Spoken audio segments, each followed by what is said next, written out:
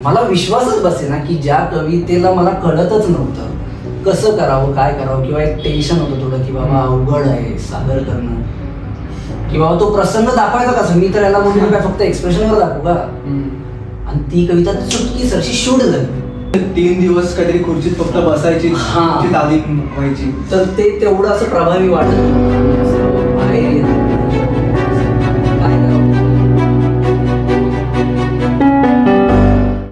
हाय, मी अवधूत येरगोळे आणि आज आपण दशपदी या प्रकल्पावरती गप्पा मारायला इथे जमलेलो आहोत. दशपदी प्रकल्पाचं शूटिंग गेल्या 6 महिन्यांपासून डोंबिवली आणि परिसरामध्ये चालू आहे. त्याचे अनेक पोस्टर्स, त्याच्याविषयीच्या अनेक गोष्टी या अजय संस्थेच्या इंस्टाग्राम हँडलवर, अजय स्टुडिओच्या इंस्टाग्राम हँडलवर, फेसबुकवरती अनेक ठिकाणी पसरले आहेत आणि अनेकांचे प्रश्नाला लागले की हा प्रकल्प नेमका आहे काय, याच्यामध्ये असं नेमकं आहे काय. तर काही जणांना ऐकल्या क्षणी कदाचित लक्षात आलं असेल की दशपदी म्हणजे कवी अनिल यांच्याविषयी आज आपण काही बोलणार आहोत का. तर मी असं सांगेन की तुमचा अंदाज हा अगदीच काही चुकलेला नाहीये. तो 20 ते 30% बरोबर आहे, पण हे त्याहून पेक्षा जास्त अधिक असं आहे. काव्य विश्वाविषयीच आहे, मराठी कवितेविषयीच आहे. आणि दशपदी या प्रकल्पामध्येच दडलाय एक विश्वविक्रम. मराठी सिनेसृष्टीमधला सुद्धा एक मोठा विक्रम आहे जो आजपर्यंत झालेला नाहीये. याचे सर्जक डॉक्टर क्षितिज कुलकर्णी आणि याच्यामधला एकमेव कलाकार प्रसन्न माळी, ज्याने 26 भूमिका यामध्ये केलेल्या आहेत. हे दोघे आज आपल्या बरोबर आहेत. त्यांच्याशी आज आपण गप्पा मारणार आहोत आणि जाणून घेणार आहोत की दशपदी काय आहे, ते आपल्यापर्यंत कसं पोहोचणार आहे, ते आपल्याला कुठे कुठे दिसणार आहे. हे सगळं जाणून घेण्यासाठी आणि आपली उत्सुकता पूर्ण करण्यासाठी या गप्पांचे आपण 5 भाग करतोय. त्यातला आज पहिला भाग आपण सुरू करतोय. चला सुरू करूयात. दशपदी. तर क्षितिज, सगळ्यांनाच ऐकायला मला आवडेल की दशपदी हे नाव आधी सुचलं का दशपदी ही संकल्पना आधी सुचली. संकल्पना आधी सुचली अर्थातच. कारण कसं होतं की मराठी कवितांचा जेव्हा अभ्यास करत होतो तेव्हा कुठे ना कुठेतरी अशा अनेक कविता दिसत होत्या की ज्या आजच्या काळाला सुद्धा लागू पडणाऱ्या आहेत आणि त्याच्यातला जो संदेश आहे तो युनिव्हर्सल आहे, वैश्विक आहे असं जाणवत होतं. आणि असं वाटत होतं की ह्या कविता एक कविता म्हणूनच असतात, त्यामुळे त्यांच्याकडे बघण्याचा एक ठराविक दृष्टिकोन असतो, तो बदलायला पाहिजे. मग त्यासाठी काय करता येईल हा विचार होता. पण मग त्याच्यामध्ये असं वाटलं की एखाद दुसऱ्या कवितेला वाचणं किंवा ती चित्रित करणं किंवा ती मांडणं हे कुठेतरी कमी आहे. त्याच्यापेक्षा काहीतरी भव्य किंवा मोठ्या स्तरावर करायला पाहिजे की ज्यामध्ये अनेक असे संदेश येतील की जे आज पण आपल्याला उपयोगी पडणार आहेत, त्यांना एक युनिव्हर्सल टच आहे. मग हे सगळं कसं करायचं, कोणत्या फॉर्मॅटमध्ये करायचं, असं तो विचार सुरू झाला. आणि मग या सगळ्यामध्ये कुठे ना कुठेतरी याच फ्लोमध्ये 10 ओळींची कविता म्हणजे दशपदी असं कवी अनिल यांचं ते एक त्यांनी लावलेला शोध आहे. आणि आज खूप जणांना ते माहिती नाही आहे. तर मला वाटलं की अनिलांचा 10 ओळींची कविता हे पण पोचलं पाहिजे. आणि त्याचबरोबर बऱ्याचशा कविता ज्या जुन्या आहेत, अभिजात आहेत किंवा आज खूप गोष्टी खूप लवकर जुन्या होत चालल्या आहेत, तर ह्या गोष्टीचं जतन व्हायला पाहिजे. मग ते कसं करता येईल, तर मला वाटलं की आपण कवितेवर खूप जण काहीतरी वेगवेगळं करत असतात, पण कवितेचा जो आशय आहे तो घेऊनच त्याला आजच्या काळात मांडूनच काही असं करता येईल का. आणि मग ते दोन्ही एकत्र केलं मनात आणि त्यातून दशपदी त्याला नाव द्यावं असं वाटलं. कारण 10 कविता घेऊया, मग म्हटलं 12 घेऊया, म्हणजे किती घेऊया हे काही असं निश्चित नव्हतं. पण मग त्याला ते नाव देऊन त्याची ती एक ओळख बनू दे, म्हणजे तो एक कवितेचा प्रकार म्हणून पण ओळख बनेल. आणि दुसरं अनेक नावं काढली होती डोक्यात, पण असं काही सुचलं नाही. ते नाव योग्य वाटलं, थोडं कॅची आजच्या पद्धतीनुसार तसं पण वाटलं मला. आणखीन एक माझ्या डोक्यात तेच होतं की जेव्हा या कविता होतील तेव्हा कुठे ना कुठे त्या कवितेमध्ये असं काहीतरी पाहिजे की जे सारखं पण आहे सगळ्यामध्ये आणि वेगळं पण आहे. आणि सारखं आणि वेगळं म्हणजे काय असणार, म्हणजे एक तर तुम्ही एकाच लोकेशनवर, म्हणजे काय काय थीम असतात की एका लोकेशनवरच वेगवेगळ्या गोष्टी शूट करतात, त्याच्यात सारखं वेगळं आहे. तर तसं काही आहे का, तर नाही. कुठे ना कुठेतरी या सगळ्या गोष्टी चालू होत्या डोक्यात. आणि याच काळामध्ये तुमचीच मी काव्य चित्रपटाची फिल्म पाहिली होती या तावदानात अरुण कोलटकरांची, आणि त्याच दरम्यान प्रसन्न सोबत पण मी काम करतोय, त्यामध्ये पण त्याचं काम मी पाहिलेलं. आणि या सगळ्या प्रोसेसमध्ये असं वाटत होतं मला की आपल्या इकडे प्रसन्नला अजून एक असा मोठा प्लॅटफॉर्म मिळणं गरजेचं आहे की ज्यातून तो स्वतःला अजून जास्त शोधू शकतो, त्याच्यातल्या अनेक लपलेल्या बाजू बाहेर येतील. तर हे खूप गरजेचं वाटत होतं मला, आणि काय करावं त्याच्यासोबत असा मी विचार करतच होतो. तर या तिन्ही गोष्टी एकत्र आल्या आणि मग असं सुचलं की दशपदीमध्ये जेवढ्या कविता होती त्या कविता कुठे ना कुठेतरी आजच्या काळाशी जर जोडायच्या असतील तर त्यामध्ये आजची एक मेंटॅलिटी जोडली गेली पाहिजे की माणूस कुठेतरी अनेक गोष्टींमध्ये स्वतःला शोधत असतो, अनेक रूपांमध्ये स्वतःची रूपं बघत असतो, स्वतःभोवतीच त्याचं जग आहे. तर मग भूमिका पण एकाच कलाकारांनी जर केल्या तर प्रेक्षकांना ते अजून रिलेट होईल की जसं आता याच्यामध्ये उदाहरण द्यायचं झालं तर जीवन त्यांना कळले मध्ये पण असंच आहे की तो जो प्रमुख संचालक आहे तो जी पुस्तकं वाचतो त्यामधल्या सगळ्या कॅरेक्टर्समध्ये पण तो स्वतःला बघतो. जीवन त्यांना कळले म्हणजे यातली एक कविता. म्हणजे बाबू बोरकरांची खूप सुप्रसिद्ध कविता आहे ती, पण ती आपल्याला शाळेत अशी लिहिलेली दिसते, जीवन त्यांना कळले हो, किंवा कोणतरी सुभाषित म्हणून ऐकवत असतं. तर या कवितेत लपलेली कथा आहे तर ती आणावी. अशा कविता निवडता मग मला वाटलं की एकाच कलाकाराने हे सगळं केलं तर त्याला एक खूप वेगळं स्वरूप प्राप्त होईल, आणि तो कलाकार कोण असेल असं माझ्या मनात ठरल्या ह्याचंच प्रसन्नाचंच नाव आलं. मग मी त्याच्याशी बोललो, म्हणजे त्याला घरी बोलवलं, समोर बसवलं, आणि असंच हळूच बोलता त्याच्यासमोर हा विषय काढला. आणि मग एकदम तो रविवार होता, म्हणजे चांगलं माझ्या लक्षात आहे. आणि आम्ही असे बसलेलो आणि तुम्ही सगळेजण कुठल्या तरी तालमीत होतात. तर तेव्हा त्याला मी म्हटलं की प्रसन्न, मला एक कल्पना सुचते, बघ तुला कशी वाटते. म्हणलं हा बोल ना. म्हटलं नाही, तुझं चाललं होतं ना की अजून काहीतरी ॲक्टिंगमध्ये करायचं वेगळं वगैरे. तर माझ्या मनात एक आयडिया आहे आणि अशी आहे, आणि त्यात तुला एवढ्या भूमिका करायला लागतील. मी खूप बारकाईने त्याची रिॲक्शन मी बघत होतो यामध्ये, आणि ती रिॲक्शन खूप चांगली आली आणि आश्चर्याची आली. आणि एकदम त्याचं कसं आहे की तो खूप संयमाने, म्हणजे माझ्यासमोर तरी रिॲक्ट करतो, तर त्यांनी खूप संयमाने रिॲक्शन दिली, पण खूप चांगली दिली की हा करूया ना, मस्त आहे, मला आवडलं, खूप आव्हान पण आहे आणि मजा पण येईल, असं दोन्ही त्यांनी लगेच ॲक्सेप्ट केलं. म्हटलं ठीक आहे, आता मी आज तुला सांगतोय, लवकरच 15 ऑगस्टला वाचन वेळेची फायनल होणार आहे, तर तेव्हा मी डिक्लेअर करणार आहे ही गोष्ट. तर तो, आणि ते साधारण त्याच्या 1 महिना आधीच आमचं बोलणं झालं होतं. तोपर्यंत म्हटलं आपल्या दोघांमध्येच राहू दे, हे कोणाला सांगायचं नाही आहे, सगळ्यांना सरप्राईज ठेवायचं आहे. तोपर्यंत हळूहळू आपण आपला अभ्यास सुरू करू, काय करायचं आहे, कसं करायचं आहे ते. फक्त मी म्हटलं की तुला वेळ खूप द्यावा लागेल, आणि किती काळापर्यंत वेळ खूप द्यावा लागेल सांगू शकत नाही, कारण हा मोठा प्रकल्प आहे, कदाचित 4 महिने, 5 महिने, 6 महिने, 7 महिने. तर त्यांनी सगळ्या गोष्टीची तयारी दाखवली. आणि अभिजात कविता तो चांगल्या वाचतो, काव्यवाचक पण आहे, तो त्याला रस पण आहे, इंटरेस्ट पण आहे. अनेक वेळा तो मला कविता पाठवतो पाडगावकरांच्या वगैरे, ज्या त्याच्या वाचनात येतात किंवा इंटरनेटवर. सो त्यातून मला कुठेतरी असं वाटलं की त्याला ती गोष्ट जमेल.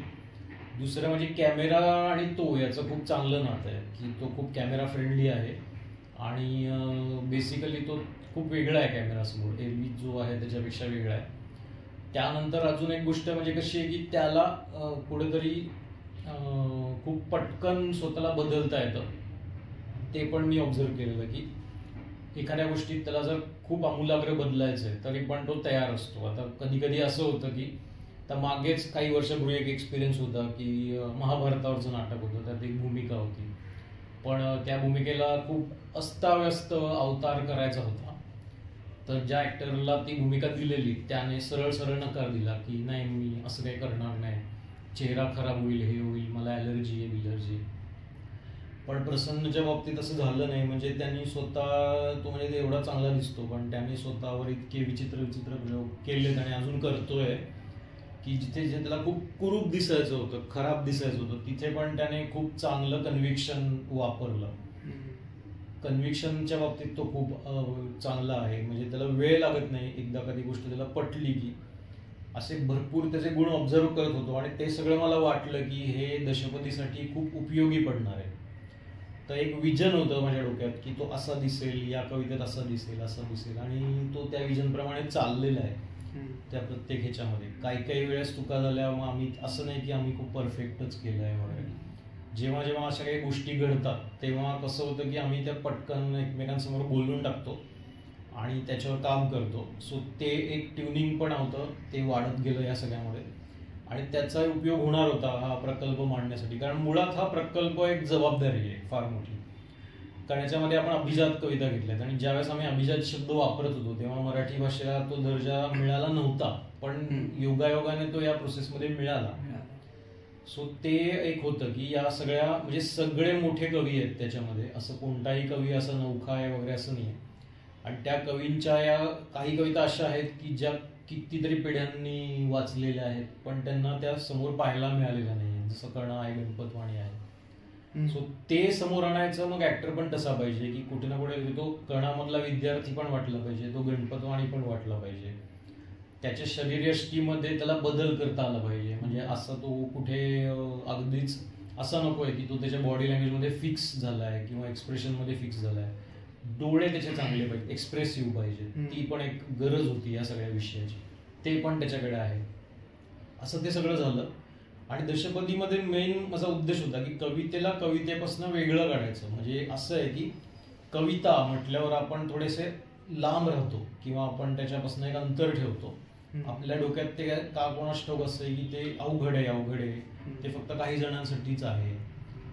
तर मला असं वाटलं की नाही, त्याला आपण एक कनेक्टिव्हिटी द्यायची ऍक्टिंगच्या द्वारे, मांडणीच्या द्वारे, आणि त्या कवितेला कुठेतरी आपण अजून जवळ आणण्यासाठी त्याला त्या फिल्मच्या फॉर्मॅटमध्ये त्याचा आशय मांडायचा, असा तो प्रकल्प करायचा. आणि मग हे आम्ही बोललो त्याच्यामध्ये आणि हे सगळं त्यांनी खूप छान, त्याचं ऐकणं पण खूप चांगलं आहे, लिसनिंग खूप चांगलं आहे. तर त्यांनी ते खूप गोष्टी ऐकून तो त्याच्यामध्ये त्या घेत गेला. असं ते म्हणजे असं असतं की काही गोष्टी ह्या काही जणांसाठीच बनलेल्या आहेत, तसं तो दशपदीसाठी तो बनला होता. सो तसं ते जुळलं आणि आता त्याचा प्रवास खूप छान चाललाय आणि बऱ्याच गोष्टी त्याच्या या फ्लोमध्ये सापडत जात आहेत, होत जात आहेत त्या.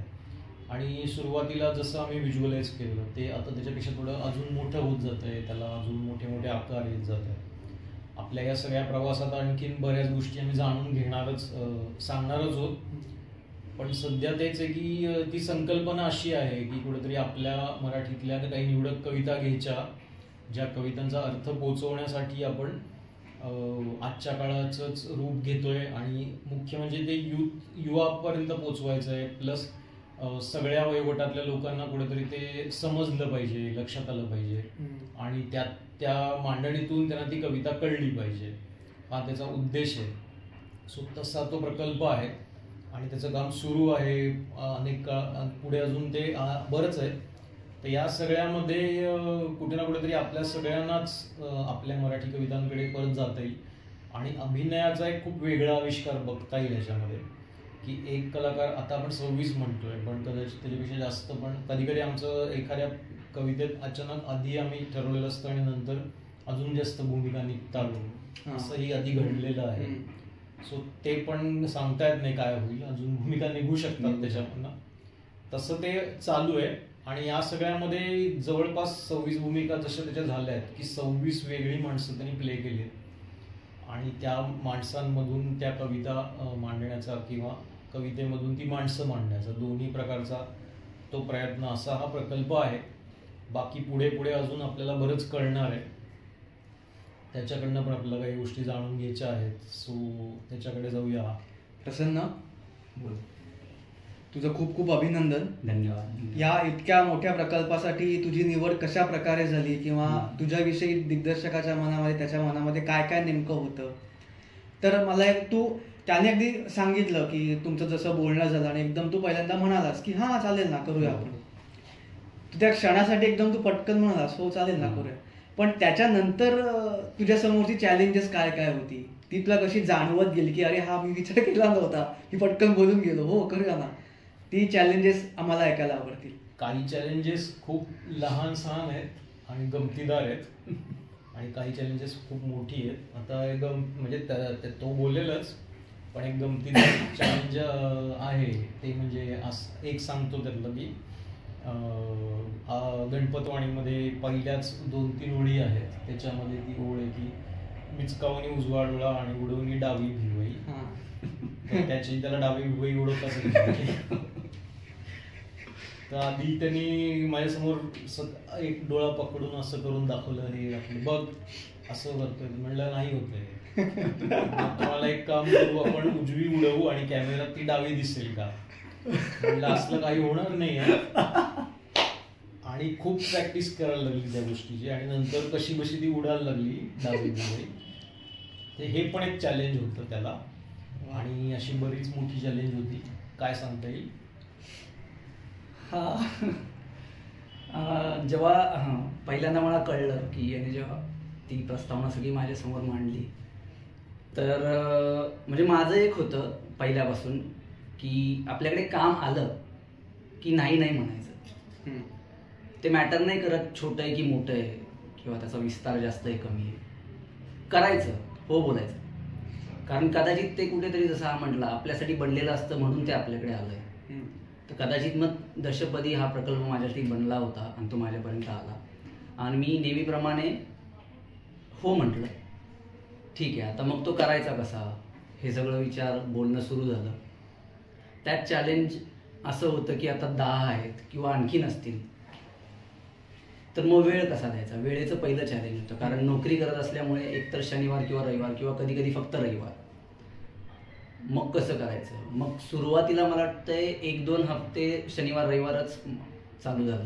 मग नंतर आम्हीच बोलून ठरवलं की ठीक आहे, आता शनिवार रविवार नुसतं कदाचित कमी पडेल, मग काय करावं.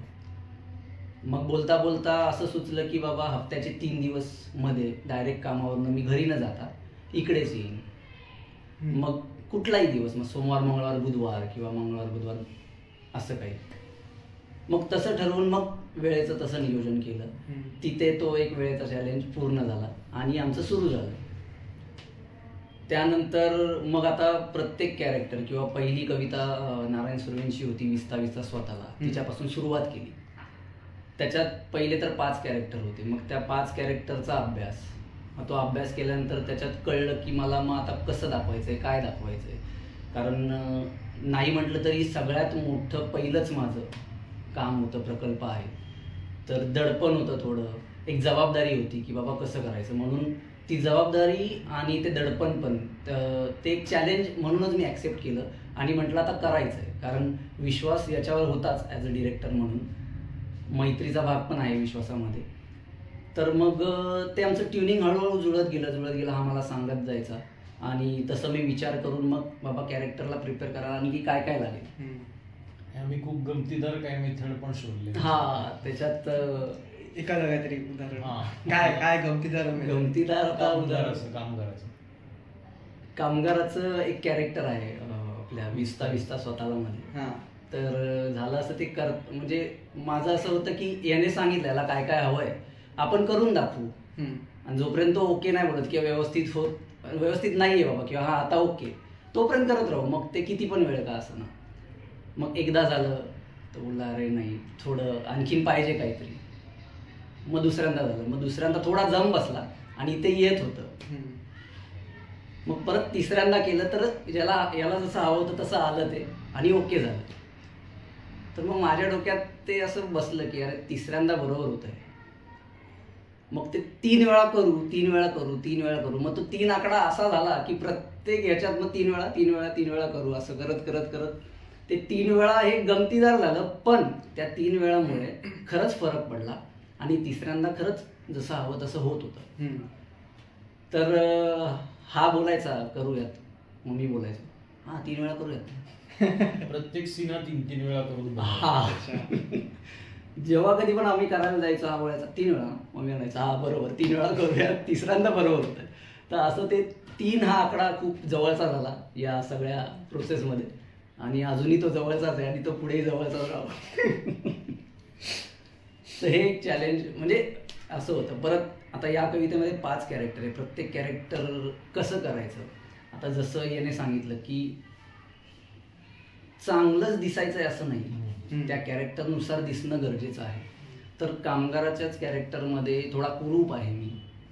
तर त्याच्या कॅरेक्टरमध्ये काय अशी गोष्ट आहे जी चॅलेंज म्हणून तितक्यात व्यवस्थित दाखवली गेली पाहिजे. तर पहिली गोष्ट तर त्याच्या आयुष्यात असं काही व्यवस्थित नाही, सगळा गडबड गोंधळ आहे, घरची कटकट आहे, मुलांची बायकोची कटकट आहे. तर त्या सगळ्या त्रासाला कंटाळलेला एखादा व्यक्ती कसा असेल, त्याला भविष्यात काही आशा नाही, भविष्यात काही आशा नाही, अपेक्षा सांगितलेलं नाही. परत या सगळ्या गोष्टी गोंधळ आहे आणि या सगळ्या प्रवासात मग त्याच्या समोर काही अशी माणसं येतात जी त्याला डिस्ट्रॅक्ट करतात. त्याच्यात तो स्वतःला कसं सावरतोय आणि बॉडी लँग्वेजनुसार मला कसं त्या त्रासलेल्या माणसाची ती बॉडी ठेवायची होती किंवा त्याचं ते डोकं किंवा माइंड कसं ठेवायचं हे एक चॅलेंज होतं कामगाराच्या भूमिकेत. त्याच्यानंतर पुढे जात जात मग एक शास्त्राची भूमिका आहे, एक बुद्धिबळाच्या माध्यमातून मांडू असं त्याला सांगितलं. त्याला ते लगेच क्लिअर झालं की ते तो एक डाव खेळतोय म्हणजे तो काय करतोय, समोरचा एक डाव करतोय, काय करतोय.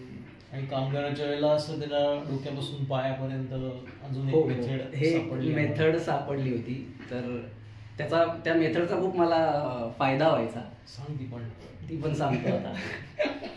तर व्हायचं असं तर कामगाराचं जे जसं मी आत्ता बोललो की तो त्रासलेला दाखवायचा आहे किंवा त्याच्या आयुष्यात काय काय कटकटी आहेत, तर ते काही केल्या जमत नव्हतं किंवा ते बॉडी लँग्वेजमध्ये येत नव्हतं. मग याची मेथड अशी होती की मी शांत उभा राहायचो, मग हा मला डोक्यापासून सगळं असं ते एक्सप्लेन करायचा दाबून असं. अच्छा, त्याचे खांदे असे असतील की त्या खांद्यांमध्ये दम नाही, माझ्या खांद्याला पकडून तो असं.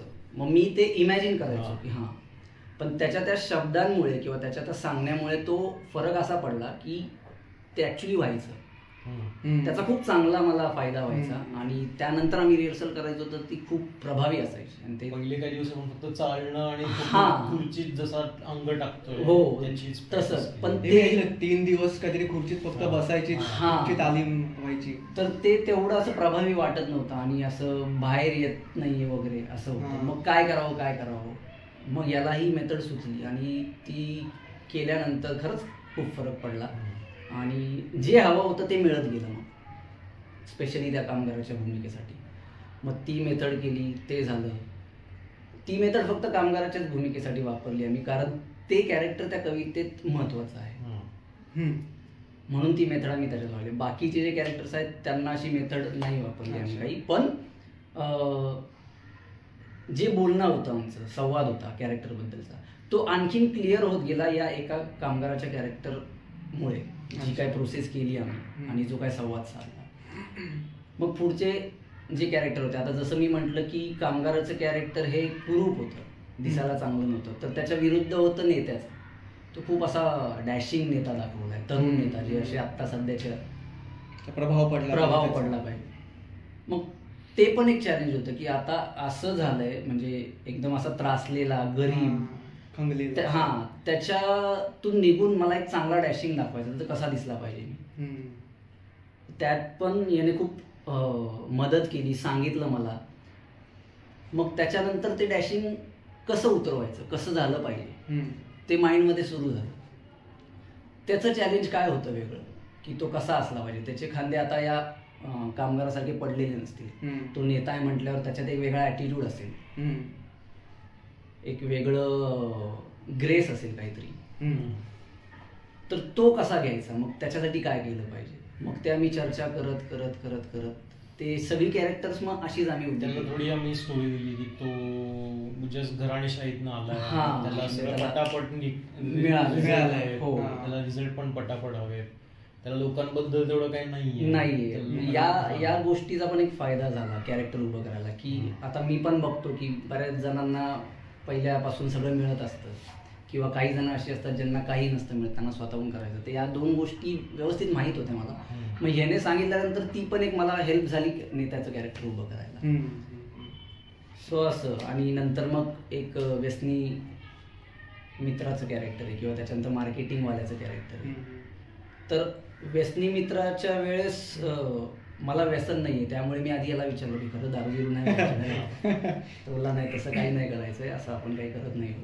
म्हटलं ठीक आहे, फक्त ते आपल्याला तो व्यसनी मित्र जरी असला तरी तो आता हे जे व्यसनी लोक असतात ते त्यांना भान नसतं ते कसं दाखवायचं.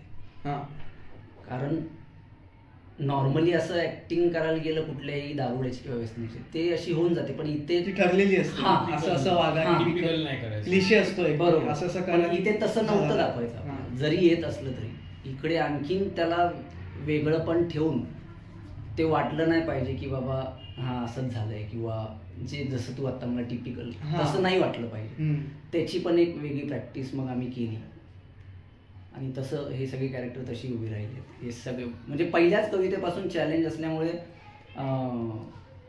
ही चॅलेंजेस बोलता बोलता करता करता हम्म.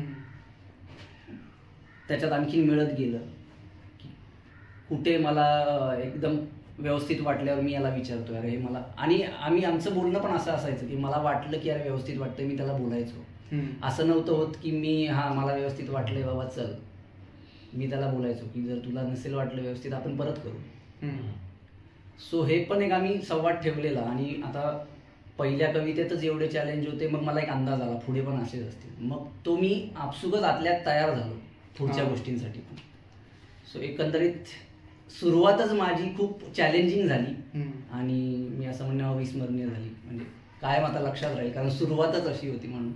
कारण त्यात 20 वयापासून 40 हां, 20 वर्ष सगळे सगळे पहिल्यांदाच हे. अच्छा.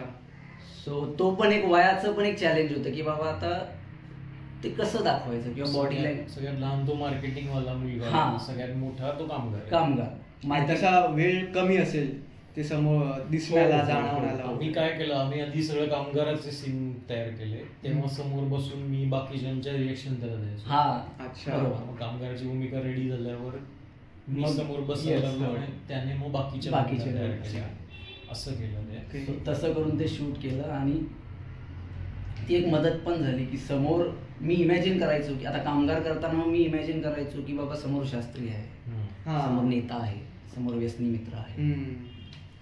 प्लस मग ते करताना मी समोर असं इमॅजिन करायचो की समोर फक्त कामगार आहे. सो एकंदरीत असं सगळं ते चॅलेंजेस घेऊन घेऊन गमती जमती करत करत करत सुरू आहे. सुरू झाली.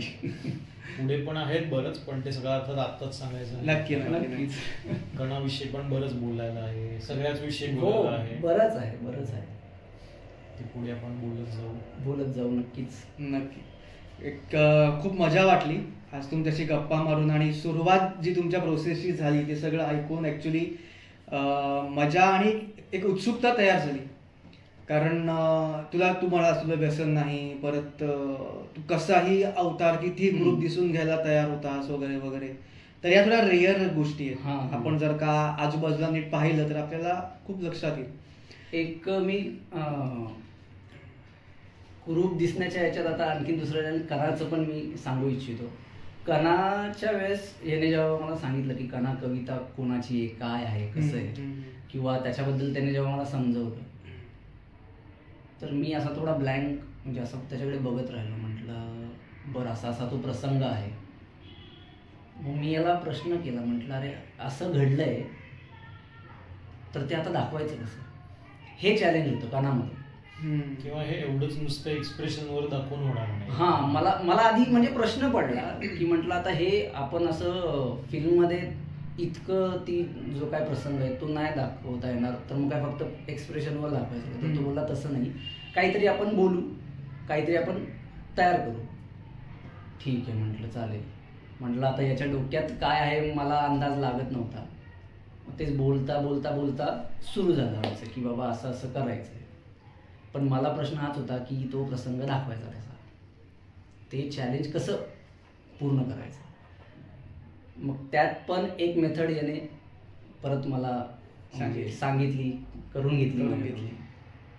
तेही अशी होती की तो जो प्रसंग आहे म्हणजे पहिले तर मी कविता वाचली, याने मला त्याचा अर्थ सगळा प्रसंग वगैरे सांगितला, मग ते करायचं कसं वगैरे काय. आणि सुरुवातीला आम्ही जेव्हा करत होतो प्रॅक्टिस किंवा समजून घेत होतो तेव्हा मला कळत नव्हतं की बाबा, कारण मला तो प्रसंग जाणवला पण फील होत होतं, हां, पण ते बाहेर कसं आणि किती बरोबर. त्याला एक दिशा मिळत दिशा मिळत नव्हती. राईट. मग आता काय करावं. मग हा म्हटला थांब थोडा शांत बस. म्हटलं साधा बसलो मी. बोलतो असं नाही, ध्यान अवस्थेत बस. म्हटलं आता काय करतो, म्हटलं ध्यान. मग मी बसलो, डोळे बंद केले, 2 मिनटं मी शांत झालो पूर्णपणे. मग जो तो प्रसंग आहे कवितेत, खरा प्रसंग, त्यात हा मला घेऊन गेला. याने जेव्हा ते सांगायला सुरुवात केली, मला म्हटला आता ती व्यक्ती तू आहेस, असं इमॅजिन कर. तुझ्यासोबत ते झालंय.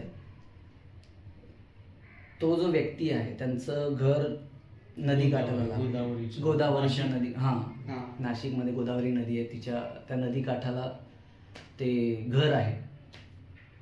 आणि तिथले लोक नदीला गंगामाई म्हणतात, म्हणून कदाचित कवितेत ओळ आहे, गंगामाई पाहुणे आली गेली घरट्यात राहून. मग याने मला ते प्रसंग सांगायला सुरुवात केली की बाबा तो हॉस्पिटलमध्ये आहे बेशुद्ध अवस्थेत, त्याला शुद्ध आली आहे, त्याला कळत नाहीये की बाबा माझ्यासोबत काय झालंय. मग तो तिथून आपण आधीचं पण घेतलेलं, आधी त्याचं आयुष्य कसं होतं. हा, आधी सगळं व्यवस्थित होतं. आणि मग त्या रात्री काय झालं, अचानक पुराला, एखादा प्रसंग ओढून काय होतं हे पण त्याने मला सांगितलं. पूर आला, पुरामध्ये नक्की नेमकं काय झालं. एखादी वेळ सडनली येते आणि अचानक सगळं बदलून जातं. चांगलं असलेलं म्हणजे पलटतो आपण म्हणतो, होत्याचं नव्हतं, तसं होतं.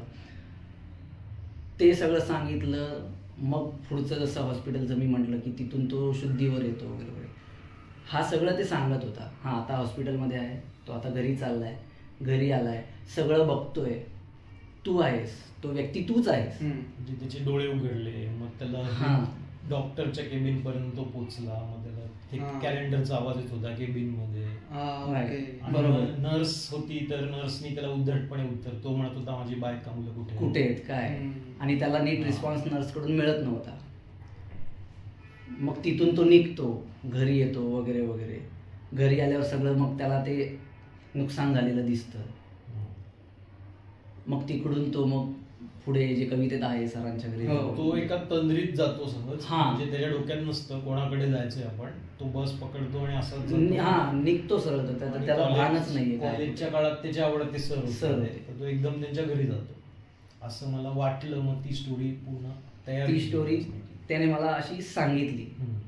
आणि मग मी जो ध्यानावस्थेत बसलेलो, मग मी ते फिरून आलो आणि लिटरली 2 मिनिटासाठी का असतं ना, मी ते जगून आलो. ठीक आहे. मग त्याच्यानंतर जेव्हा आम्ही सुरू केली प्रोसेस, रिहर्सल वगैरे, मग फरक पडला. जसं विस्ता कवितेमध्ये तसाच इथे फरक पडला. आणि या प्रोसेसचा मला खरंच खूप फायदा ॲज अ कलाकार म्हणून खूप होत होता. कारण ते मनातून मग बाहेर येत होतं ते कॅरेक्टर. माझ्या सादरीकरणामध्ये ते खरं दिसत होतं, जे याला दिसलं आणि जे आता नंतर प्रेक्षकांना दिसेल. तर या प्रोसेस म्हणजे ते पण एक चॅलेंज होतं. ते आत्ता मला सांगावं असं वाटलं की कणा माझ्यासाठी अवघड होती. आधी आम्ही चर्चा झालं असं होतं, पहिल्या 2 ज्या कविता आहेत, ही 3री शूट झाली कणा.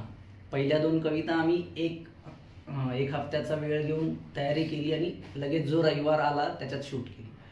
आता हा म्हटला कणा थोडी अवघड आहे, काय करावं. तर मी म्हटलं बघूयात, जर झालं 1 हफ्त्याच्या याच्यात तयारी तर लगेच करू, नाहीतर 1 हफ्ता एक्स्ट्रा घेऊ. पण तसंच झालं, 1 हफ्त्याचा वेळ आम्हाला कमी पडला. कारण कविता तेवढी स्ट्रॉंग आहे आणि ती मांडणं पण एक चॅलेंज होतं ॲक्टिंग वाईज, अभिनयावाईज मला तरी. कारण याचं डिरेक्शन क्लिअर होतं, हा मला सांगत होता. पण आता माझ्याकडून ते सादर होणं तितकंच महत्त्वाचं आहे, चांगलं सादर होणं. मग 1 हफ्त्याचा वेळ आम्हाला कमी पडला. मग आम्ही मुद्दाम चर्चा केली आणि मग आणखीन 1 हफ्ता घेऊन व्यवस्थित सगळं बसवलं, सगळं केलं. आणि मग तो दिवस आला आणि शूट केलं. शूटची पण एक गंमत छोटी सांगेन मी. गंमत नाही म्हणता येणार किंवा गंमत म्हणू पण. शूट वगैरे व्यवस्थित झालं, जे सीन आम्ही बसवले होते, ठरवले होते, ते सगळे व्यवस्थित झाले. आणि सगळं झाल्यानंतर मी याला विचारलं, अरे झालं? हा बोलतो हो झालं. आणि म्हटलं कसं काय झालं? मला विश्वासच बसे ना की ज्या कवितेला मला कळतच नव्हतं कसं करावं, काय करावं, किंवा एक टेन्शन होतं थोडं की बाबा अवघड आहे सादर करणं, की बाबा तो प्रसंग दाखवायचा कसा. मी तर याला बोललो काय फक्त एक्सप्रेशनवर दाखवू का. आणि ती कविता चुटकी सरशी शूट झाली. आणि हा बोलतो झालं.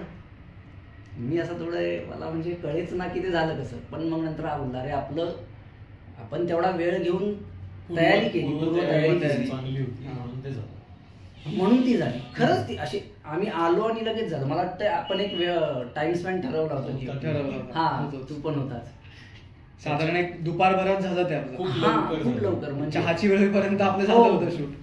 समजा आपण जर 2 तास ठरवलेले तर ती 1 तासात किंवा 1.5 तासात झाली. पण म्हणजे आपल्याकडे बराच टाइम नंतर उरला शूट करून. सो मला तो ते आश्चर्य पण वाटलं आणि मजेदार पण वाटलं की अरे यार पटकन असं झालं. एखादी अवघड गोष्ट एखादी पटकन झाली. सो हे एक असं मजेदार थोडं मला तेव्हा शॉक लागलेला. सो एकंदरीत असा हा अनुभव आणि चॅलेंज होतं करण्याचं. आणि खूपच वेगळे टप्पे आणि विचार करायला लावणारी गोष्टी यामध्ये एवढ्याच आहेत. आणि हे सगळं चालू आहे तर अभिजात मराठी कवितेसाठी नक्की आणि अभिजात मराठी कवींसाठी ज्यांनी अशा कविता लिहून ठेवल्या ज्या आजच्या काळाला सुद्धा कनेक्ट होणार आहेत आणि आजच्या तरुणांना सुद्धा. आणि ते पोचवायचं काम दशपदी हा प्रकल्प करतोय. या इतक्याच चांगल्या विचार देणाऱ्या, इतक्याच चांगल्या मजा आणणाऱ्या, उत्सुकता तयार करणाऱ्या दशपदी या प्रकल्पाबद्दलच्या गप्पा आपण याही पुढे रंगवणार आहोत. अजून अनेक पैलू, अनेक गोष्टी यांच्याकडनं ऐकणार आहोत. आज आपण इथेच थांबूया आजच्या या पहिल्या भागामध्ये दशपदीच्या. भेटूयात दुसऱ्या भागात. तोपर्यंत बाय बाय आणि जोडलेले राहा.